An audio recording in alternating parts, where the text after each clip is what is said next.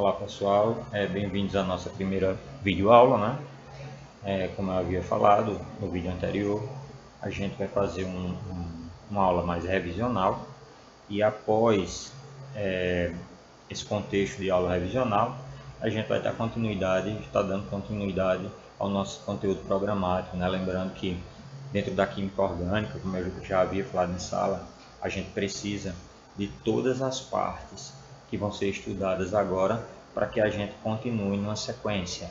Então, o conteúdo que vem depois tem que ter o seu pré-requisito, que é o conteúdo que vem antes, e assim por diante. Então, a gente precisa ter um conhecimento claro, né, sobre o que a gente tem falado nas nossas aulas, certo? Então, a gente começa falando de quê? Química orgânica. O que é química orgânica? Química orgânica é a área da química que estuda os compostos de carbono. É importante lembrar o seguinte, todo composto orgânico tem carbono, mas nem tudo que é carbono é orgânico. Contudo, dentro da química orgânica, o composto que a gente vai ver em maior incidência, que a gente vai estudar com maior ênfase, o composto mais importante, ou o elemento mais importante dentro da química orgânica, vai ser o átomo de carbono, né? Então, no decorrer de nossas aulas, a gente vai ver cada critério e situações relacionadas ao átomo de carbono. A gente só consegue entender a química orgânica compreendendo o átomo de carbono, principalmente, né? Um breve histórico, né? Como eu já havia falado, em 1807, Berzelius ele estabelece a teoria da força vital. Essa teoria da força vital nada mais é do que a teoria que dizia o seguinte, que todo e qualquer composto orgânico ele só poderia ser sintetizado por um ser orgânico, só poderia ser produzido, melhor dizendo, por um ser orgânico, ou seja, um ser vivo, não é? Não se pensava, com base na teoria da força vital, que pudéssemos em laboratório produzir um composto orgânico, não é? Mas isso vai ser derrubado em 1828, quando Euler ele vai realizar a tão famosa síntese da ureia, né? Onde ele vai pegar o cianato de amônia, que é uma substância inorgânica, e vai aquecer essa substância inorgânica, né? Que é o cianato de amônia, né? Vai passar por aquecimento, esse delta aqui é o aquecimento, dando origem a uma substância orgânica, a ureia, né? E aí isso vai mudar quase completamente a visão de substâncias orgânicas. É importante, eu quero aproveitar esse momento mostrando essas duas equações aí, né, químicas, essa reação química em si, mostrar para vocês o seguinte, já relembrando das leis ponderais, né, que vocês já conhecem, a gente já viu aí, observa que nós temos aqui um oxigênio, dois nitrogênios, quatro hidrogênios, nós temos 4 hidrogênios. Então, tudo que tem no reagente, que é essa substância inorgânica, vai ser encontrado no produto, que é a substância orgânica, não é? Então, isso daí atende inclusive às leis ponderais, a lei de Lavoisier, que a gente já estudou e já viu em outros momentos, né? Então, a partir dessa descoberta da ureia, da síntese da ureia, que é uma substância orgânica encontrada na urina, né? Em 1828, por Euler, a partir daí é que se muda o cenário de estudos relacionados à química orgânica. Ela vai ser vista de outra maneira, de outra forma, ainda como reforço, né, dessa teoria, dessa nova descoberta da síntese da ureia, né? A gente reforça dizendo que tudo que tem vida possui compostos orgânicos, mas nem todos os compostos orgânicos possuem vida. Então, a partir da síntese, da descoberta de que uma substância orgânica ela poderia ser sintetizada fora de um corpo vivo, não é? E aí contrariando totalmente a teoria de Berzelius, a teoria da força vital, não é? Em 1851 a 1861 entra em cena um francês chamado Kekulé, conhecido como Kekulé. Kekulé ele vai perceber que dentro das substâncias orgânicas, o carbono é o composto, o elemento mais importante. E diante disso ele vai formular três postulados falando dentro da química orgânica em relação a se tratando de carbono, né? O primeiro postulado ele diz o seguinte: os átomos de carbono são tetravalentes. Isso quer dizer o quê? Isso quer dizer que cada carbono ele consegue realizar 4 ligações. Ele consegue fazer 4 ligações. Ele tem que fazer 4 ligações. Então esse carbono não pode fazer 3 ligações. Esse carbono não pode fazer 5 ligações. Não pode fazer 6 ligações. Ele tem que fazer apenas 4 ligações. Então se você observar aqui, todos os carbonos eles estão fazendo 4 ligações. Ou com outro carbono, ou com hidrogênio, ou mesmo com outro elemento químico diferente de carbono e hidrogênio. Mas ele tem que fazer 4 ligações químicas, né?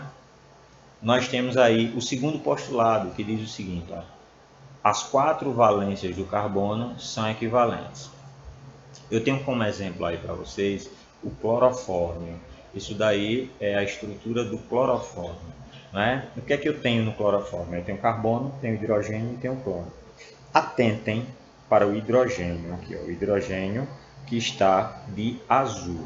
O hidrogênio que está de azul aí. Atenta para esse hidrogênio. Ele está aqui na posição superior, nessa estrutura. Está na posição do lado direito nessa estrutura. Está na posição abaixo nessa estrutura aqui. E está na posição esquerda nessa estrutura. Isso não vai modificar a substância. De acordo com o segundo postulado de Kekulé, isso basicamente quer dizer que as valências ou os ligantes, a localização dos ligantes, elas são iguais. Ou seja, eu posso colocar o hidrogênio em cima, eu posso colocar de um lado, posso colocar embaixo. Isso não vai importar, não vai modificar a substância, não vai modificar a sua estrutura. Entenderam? Então esse seria o segundo postulado de Kekulé, né? O primeiro, a tetravalência. O segundo, as 4 valências do carbono são equivalentes. O terceiro postulado, ele diz o seguinte: o carbono possui a capacidade única de formar cadeias. Então, se vocês observarem todos os compostos orgânicos, ele tem como sua base, sua estrutura principal, o encadeamento de carbonos, né?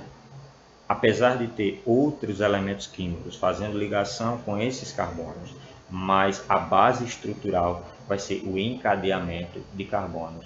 E isso é uma capacidade única desse elemento, do elemento carbono. Então a gente viu aí que Kekulé estabelece os 3 postulados. O primeiro postulado, tetravalência do carbono, o carbono faz 4 ligações. O segundo postulado, as valências do carbono são equivalentes, são iguais, então eu posso girar essa substância supostamente, eu posso modificar a localização desses ligantes, não alterando a substância. Isso é possível no segundo postulado de Kekulé. E o terceiro postulado é que ele possui a capacidade única de formar cadeias, né? A base de toda a estrutura dos compostos orgânicos são o encadeamento dos carbonos, como aí vocês veem nesses exemplos, né? Várias cadeias aí, né?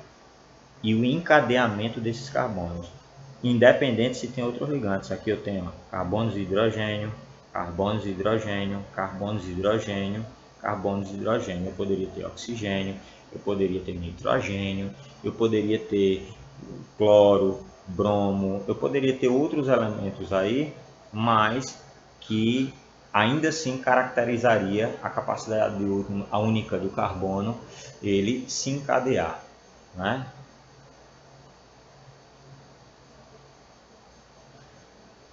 Dando seguimento, a gente tem aí classificação do átomo de carbono. Então, o carbono, e aí eu venho falando para vocês que o carbono ele é o elemento principal na química orgânica, né? O elemento principal. Por isso que a gente bate bem, martela bem em cima do carbono. Então, o carbono ele pode ser classificado inicialmente em 4 tipos, né? O carbono pode ser primário, né? O carbono que se liga a apenas um outro carbono. Pessoal, gente, é importante vocês atentarem para o seguinte: O fato de chamar o carbono de primário não quer dizer que ele esteja sendo ligado por ligações simples. Não importa se ele está sendo ligado por ligação simples, por dupla ou por tripla ligação. Isso quer dizer que ele está ligado a apenas outro carbono, independente se essa ligação ela seja por um par de elétrons, por 2 pares de elétrons ou por 3 pares de elétrons. Isso não vai importar, tá? Nós temos aqui o carbono secundário, que é o carbono que se liga a 2 outros átomos de carbono, repito, independente do tipo de ligação que é praticado entre esses carbonos. Carbono terciário, que é o carbono que se liga a 3 outros átomos de carbono. E o carbono quaternário, que é aquele carbono que se liga a 4 outros tipos de carbono, né? Então, observa bem aí na estrutura, né? Eu vou dar um zoom aqui nessa parte aqui. Então, o que é que você tem aí? Você tem carbonos primários, ó, carbonos primários. Deixa eu afastar só um pouquinho aqui, melhor. Aqui, carbonos primários. Esse carbono aqui ele é primário porque ele só está ligado a um carbono. Carbono primário só está ligado a um carbono. Também primário só está ligado a um carbono. Primário só ligado a um carbono. E esse aqui que é um carbono primário porque também só está ligado a um carbono. Temos exemplo de carbono secundário. Esse carbono aqui é um carbono secundário porque ele está ligado a 2 outros carbonos. Lembrando que esse hidrogênio aqui ele está ligado só a esse carbono aqui, por exemplo, tá? Quando a gente vê as fórmulas estruturais condensadas lá na frente, vocês vão entender melhor. Mas eu quero que nesse momento vocês entendam como é essa classificação, como é que se dá essa classificação dos carbonos. Tem o carbono secundário aqui, tem um carbono terciário aqui, ó, carbono ligado a 1, A2, A3, e tem o exemplo de um carbono quaternário ligado a 1, A2, A3, a 4 outros carbonos. Não é? Então, isso daí seriam as classificações do carbono, não é? Primário, carbono secundário, carbono terciário e carbono quaternário. Eu quero falar para vocês de uma outra classificação. Uma classificação que a gente não vai usar agora por enquanto, mas quando a gente estiver trabalhando em cima de isomeria ótica, a gente vai precisar desse conceito, que é o carbono quiral, ou também conhecido como carbono assimétrico. Não é? Professor, o que é? Como é que eu caracterizo? Como é que eu conceituo esse carbono assimétrico? Bom, se conceitua da seguinte forma. O carbono assimétrico ele tem uma particularidade. A particularidade dele é que ele tem que ter 4 ligantes distintos, diferentes. Né? Eu circulei bem os ligantes aqui para vocês verem que são ligantes diferentes. Então, esse carbono aqui seria o meu carbono quiral, ou carbono assimétrico. Esse carbono aqui ele tem um hidrogênio aqui, certo? Como ligante. Tem um CH3 aqui como ligante. Tem esse CH2 como ligante. E tem esse carbono com CH3 como ligante também. Observem que os 4 ligantes deles são diferentes. Então, quando eu tenho um carbono com 4 ligantes diferentes, eu digo que esse carbono é um carbono quiral ou carbono assimétrico, certo? Então, isso seria o conceito básico desse tipo de carbono que vocês vão poder identificar em qualquer estrutura carbônica, não é? Eu vou cobrar de vocês também o carbono quiral, mesmo a gente não utilizando basicamente agora, mas isso em isomeria, mas eu vou cobrar de vocês esse conceito também de carbono quiral ou assimétrico. Eu queria chamar a atenção para vocês para os principais elementos químicos na química orgânica. Os principais elementos químicos. Já falei para vocês que o principal elemento químico é o carbono. É a base, não é? De qualquer cadeia carbônica, de qualquer cadeia orgânica, melhor dizendo, né? É a cadeia carbônica. Mas existem outros elementos que participam das ligações orgânicas, das substâncias orgânicas, né? Então eu coloquei para vocês aqui, né? O carbono, que é tetravalente, ele faz 4 ligações. O hidrogênio também aparece bastante, principalmente nos hidrocarbonetos, né? Que a gente vai ver mais lá na frente. Ele é monovalente, só faz uma ligação, né? O oxigênio faz 2 ligações, o enxofre faz 2 ligações.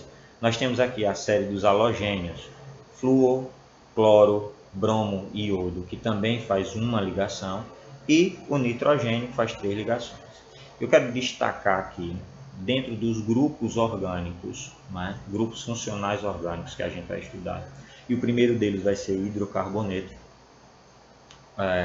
que vão ter, como o próprio nome já diz, carbono e hidrogênio presentes, né? Eu quero destacar aqui o oxigênio, que vai ser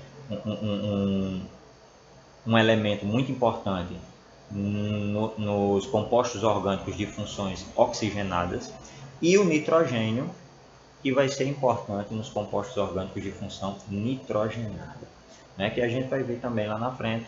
Por enquanto, eu quero que vocês atentem para esses tipos aqui de elementos, esses elementos que vai ser o que vocês vão observar no contexto de química orgânica, né? Vamos falar agora de cadeias carbônicas. Cadeias carbônicas. O que são cadeias carbônicas, né? Cadeias carbônicas são estruturas formadas por átomos, por todos os átomos de carbono e seus heteroátomos. Estrutura formada por todos os átomos de carbono e seus heteroátomos. E o que é um heteroátomo? O heteroátomo é um átomo diferente do carbono e do hidrogênio, posicionado entre dois carbonos na cadeia, né? É importante frisar e salientar isso, que esse heteroátomo aí, ele tem que estar entre carbonos. Só é considerado um heteroátomo, ou seja, um átomo diferente de carbono e hidrogênio, um oxigênio ou um nitrogênio, por exemplo, ele só vai ser considerado um heteroátomo se ele estiver entre dois carbonos, ou seja, quebrando a cadeia carbônica, né? E outra característica das cadeias carbônicas é que elas fazem ligação covalente. Então, as ligações das cadeias carbônicas são ligações covalentes, certo? Eu tenho aqui agora alguns exemplos de cadeias carbônicas, né? Então, eu tenho uma cadeia carbônica aí, duas cadeias carbônicas, mais propriamente dito, né? Eu tenho aqui, ó, não são heteroátomos, tá vendo? Esses oxigênios não são heteroátomos. Por quê? Porque eles não estão entre carbonos. Esse também não é heteroátomo porque não está entre carbonos. Já esse oxigênio aqui, ele é um heteroátomo porque ele está entre carbonos, ele está quebrando a cadeia carbônica. Aqui, ó, vem para cá, ó, olha aqui. Esse oxigênio ele é um heteroátomo porque ele está quebrando a cadeia carbônica, né? Então, isso aí são exemplos de cadeias carbônicas que a gente vai compreender no nosso passo a passo dentro das estruturas orgânicas, não é? Ainda falando de cadeias carbônicas, eu tenho as representações de cadeias carbônicas, né? A mais comum delas é a representação aqui, ó, estrutural. É onde eu represento todo e qualquer elemento químico que está dentro do composto orgânico, né? Eu represento ele separadamente aqui, ó, o carbono. Lembrando que como o carbono ele é tetravalente, ele tem que fazer as 4 ligações. Nesse caso, como o hidrogênio ele é monovalente, ele faz apenas uma ligação, né? Importante salientar o seguinte, por exemplo, isso aqui é o ciclopropano, é um anestésico. Esse ciclopropano aqui, ele está representado de outra forma aqui embaixo. Fórmula estrutural e fórmula estrutural condensada, né? Fórmula estrutural e fórmula estrutural condensada. Aqui eu tenho outra substância, é um éter. Quero chamar a atenção para esse éter aqui, ó. Observe esse oxigênio aqui, ó. É um heteroátomo ou não é um heteroátomo? É um heteroátomo. Por quê? Porque ele quebra a cadeia carbônica. Ele está entre carbonos. Ele é um heteroátomo. Ele está representado também aqui embaixo pela fórmula estrutural condensada, né? Então, a fórmula estrutural e fórmula estrutural condensada. A condensada ela apenas pega aqui, ó, os elementos de hidrogênio, condensa para um e indicando a quantidade desses elementos que estão ligados ao carbono. Então eu condensei visualmente, fica até mais simples da gente entender, né? Fica até melhor da gente visualizar, ok? Eu tenho outros tipos de representação. Eu tenho aqui o ciclopropano, ele representado aqui está na forma estrutural e aqui na forma estrutural de linhas. Pessoal, atentem para o seguinte, nas provas de Enem, nas provas externas, o que vocês vão encontrar com maior incidência, a fórmula estrutural que vocês vão encontrar com maior quantidade, né, aparecendo maior vezes será a forma estrutural de linhas, que é essa daqui, ó. Certo? Então, nas questões de Enem, vocês vão encontrar muito dessa forma estrutural aqui, certo?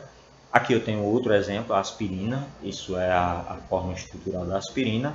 E abaixo aqui eu tenho a forma estrutural da aspirina também, só que ela está mista aqui, parte dela está em representação de estrutural de linhas, parte dela está em estrutural condensada. Eu posso fazer isso também, ela pode ser representada dessa forma.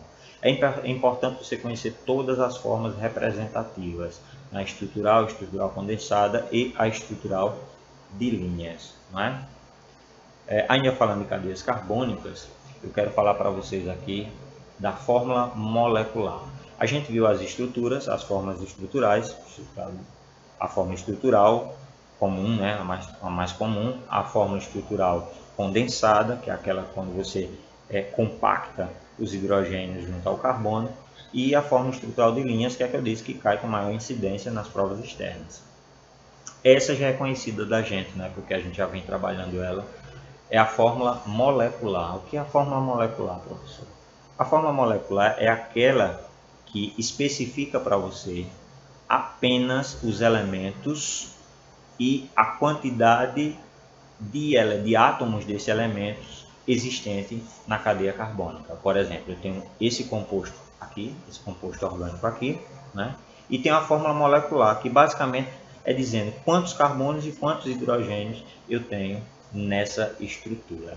Certo, pessoal? Então aqui, ó, 1, 2, 3, 4, 5 carbonos e 10 hidrogênios, né? Futuramente, quando a gente estiver trabalhando dentro de hidrocarbonetos, alcanos, alcenos e alcinos, eu vou estar passando para vocês uma formulazinha bem prática para a gente poder ajustar essas fórmulas moleculares sem precisar contar de um por um tal. Então vai ser uma forma mais compacta, mais prática da gente identificar essa fórmula molecular, certo?